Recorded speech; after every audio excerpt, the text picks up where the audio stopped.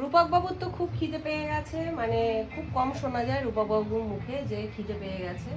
তা আজকে আমাকে বলছে কখন দেবে, খিদে পেয়ে গেছে। আমি তাই যাক, তোমার যে খিদে পায় এটা শুনেও ভালো লাগে।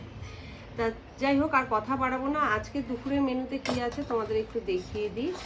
এই হচ্ছে ভাত, ঠিক আছে, আর একটা কাঁকরোল ভাতে দিয়েছি। এটা শুধুমাত্র আমার জন্য, কারণ এই সমস্ত ভাতে ভুতে কেউ খেতে চায় না। আর রয়েছে লাউ মুগ ডাল দিয়ে একটা তরকারি, এটাও আমারই জন্যে, মানে কেউ খেতে চায় না, সেই আগের রুটিনে ফেরার চেষ্টা করছি।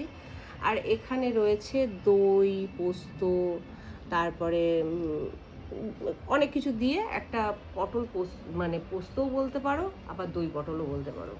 আর এখানে রয়েছে সুন্দর একটা পনির আলু দিয়ে এরকম একটা গামাখা ঝোল, ঠিক আছে। তা চলো ভাতটা বেড়ে ফেলি।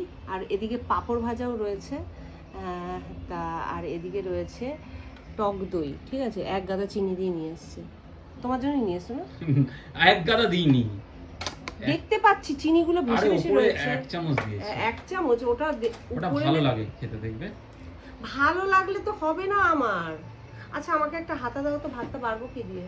আমাকে একটা হাতা দাও, হাতাটা আনতে ভুলে গেছি, দাও। ঠিক আছে বাবারে। তা যাই হোক বন্ধুরা, ভিডিওটা এখানে শেষ করছি, পরের ভিডিও নিয়ে আসছি, চলো।